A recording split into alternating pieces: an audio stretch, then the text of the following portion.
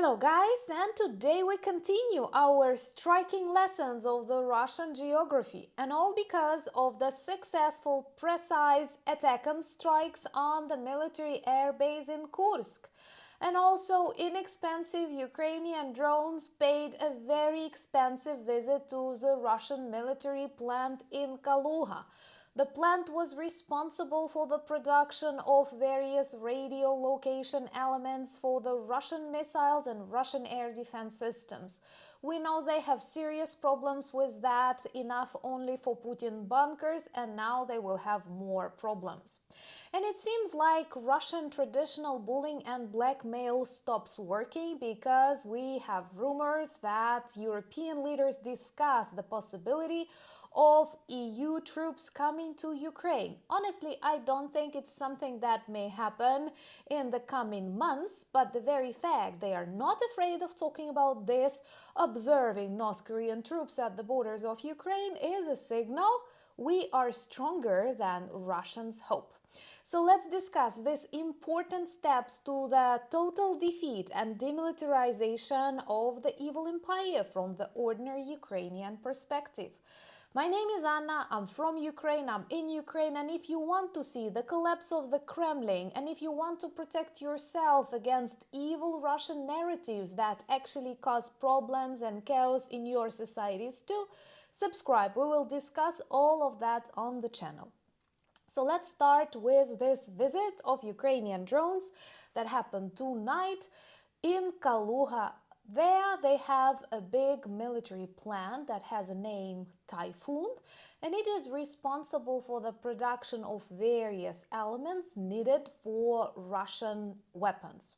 It is a part of the military industrial complex. It's a very big and important plant, and it produces different elements that are necessary for the radio location elements, both in missiles, now they use various trackers for the locations, also in the air defense systems.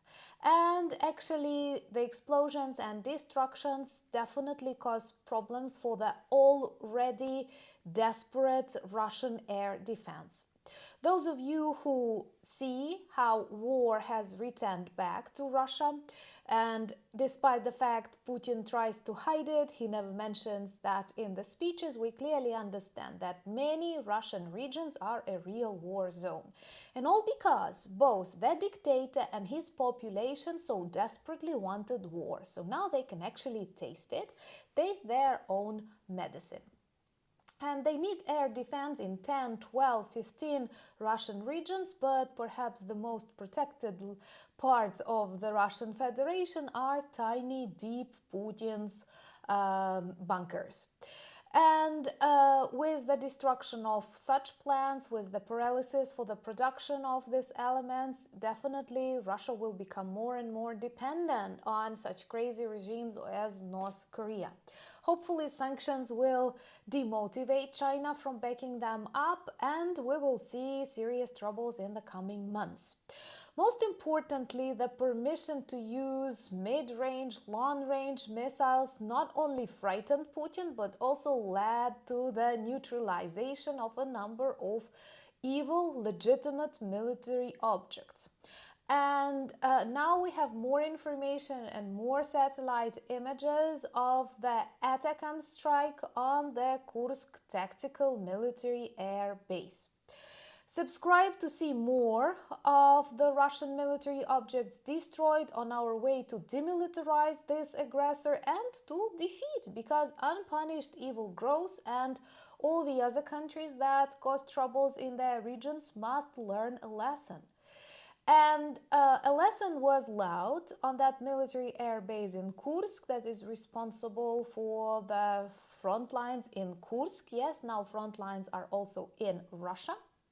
And actually, I think I will share on the community tab a very good project that illustrates Russian gains, which turn out to be really tiny in 2024, and huge Russian losses.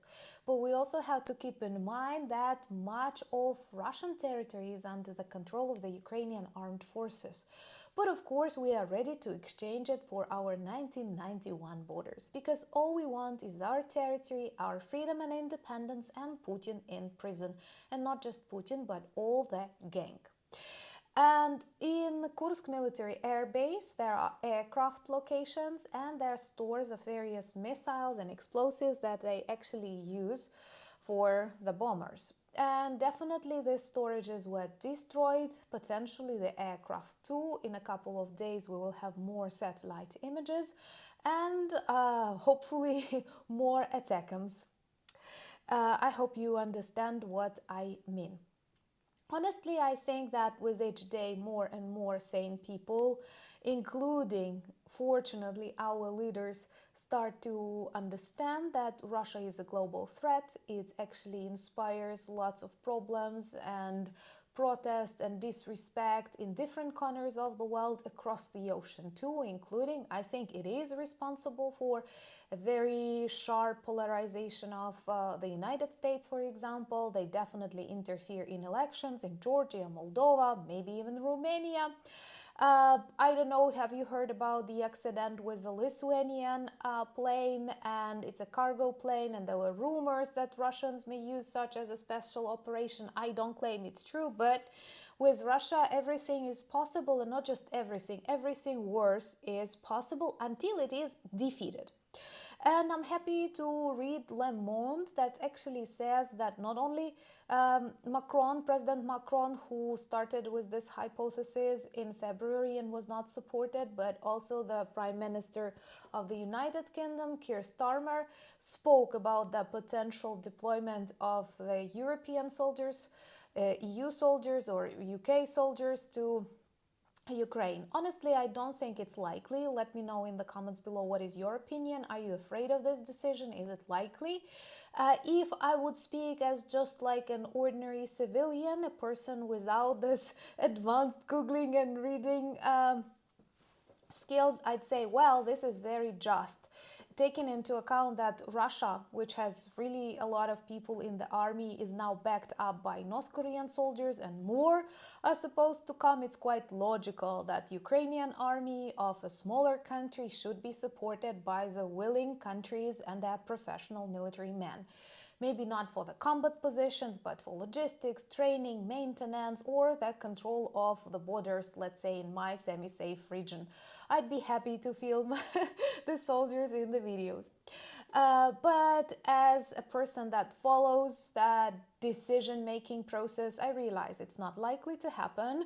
Some say that if Putin is appeased and we have some negotiations and the conflict is frozen, which is not what Ukrainians will ever accept, but just hypothetically, these soldiers can come to control this demilitarized zone. And here I tell you, not only Ukrainians will deny this frozen conflict, but Putin will never accept NATO soldiers coming close to his borders. And our task is to defeat and maybe, I don't know, like enter that borders, because Russia is responsible for lots of problems. Supplying Houthis, helping Iran, helping North Korea. That's insane how alert we have to be. And sometimes, once again, with this Ukrainian experience, I'm very surprised that many smart people still don't notice that. And our task is to fight against Russian propaganda. So please share these videos on your social media platforms and make Ukrainian voices and pro-Ukrainian voices stronger. We do need that. And unfortunately, social media has some power. And I was happy to see that Ukrainian world boxing champion Volodymyr Klitschko, who is super cool. He is brave, he's clever, he speaks many languages, addressed Joe Rogan. Honestly, I did not follow his podcast much because I care about my psychological well-being, but he is very negative towards Ukraine and demonstrates lots of disrespect, repeating some of Russian propaganda messages. And Volodymyr Klitschko actually disagrees, and if Joe Rogan is brave enough, maybe he will invite Klitschko. If you are on Twitter, do support this cause, do help spread Volodymyr Klitschko's message. His brother, by the way, is the mayor of Kyiv. Honestly, I think that would be a knockout for Joe Rogan. So do help us spread the message if it's not difficult for you.